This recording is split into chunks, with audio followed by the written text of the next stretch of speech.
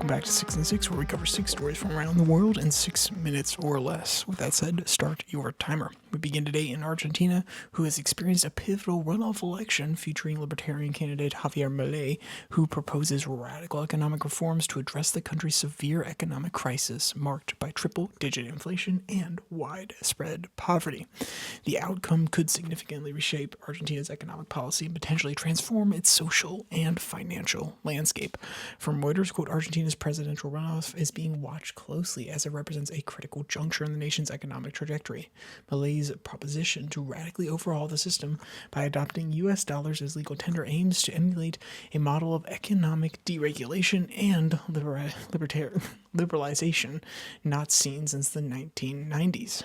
Next, we travel across the Atlantic to Africa, where in Nigeria, Nnamdi Kanu, leader of the indigenous people of Biafra, is refusing to defend himself in an ongoing terrorism trial in the country, claiming the proceedings are illegitimate. His refusal stems from allegations of terrorism and treason, which he argues are politically motivated attempts to suppress the secession movement in the southeastern part of Nigeria.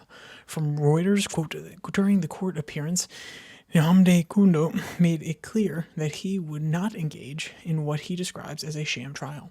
The group's demand for a Biafran homeland stems from grievances under marginalization and a desire for autonomy in the oil-rich region, end quote.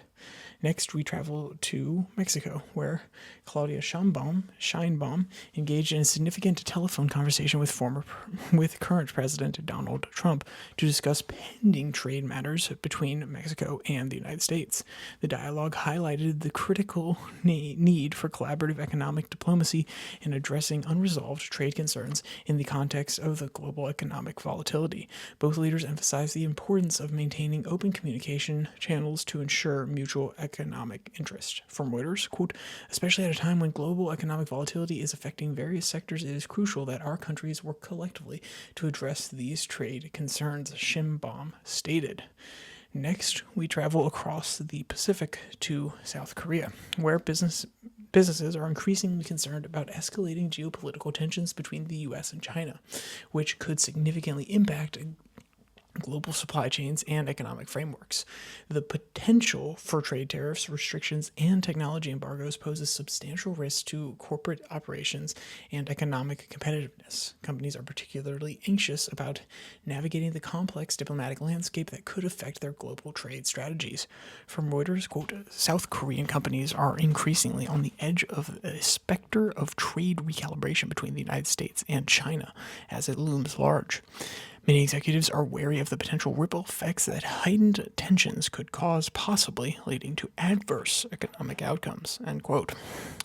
Next, down in Australia, an explosion at the Deranged River underground mine on October 27th tragically resulted in 2 fatalities. The incident, owned by MGM Ltd, has prompted an immediate police investigation and emergency response. The event underscores the ongoing safety challenges within the mining industry, particularly in high-risk underground environments. From Reuters, quote, this unfortunate event underscores the constant risks associated with underground mining despite advancements in technology and safety protocols. MMG Ltd has pledged full cooperation with authorities to prevent future occurrences, end quote. And finally, we end today in Europe, where the Dutch government has seized control of Nexperia, a semiconductor subsidiary owned by the Chinese firm Wintec, citing national security concerns. This intervention reflects growing global tensions around technological sovereignty and the strategic importance of critical technology industries. The move highlights Western apprehensions about potential technological expertise and operations being compromised or transferred beyond national oversight. From Reuters, quote, we cannot afford to see vital technological expertise and operations compromised or transferred beyond our oversight, particularly when the potential exists for them to contribute to broader geopolitical strategic goals that may not align with our national interest, a government source said, end quote. And if you want to read any of today's articles, you know where to find them down there in the description below the like and subscribe button. Also down there, you can find the podcast on Spotify, Pocket Cast, Podvine, as well as Apple Podcasts now. Ooh, yeah. Ooh, it's a long time coming, but it is here now, indeed. And if you want to get the links, you can go follow the Twitters mentioned down there in the description as well. I post the link to these episodes on Tuesday and Thursday, and the normal podcast on Monday, Wednesday, Friday.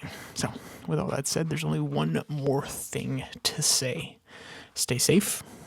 Don't die.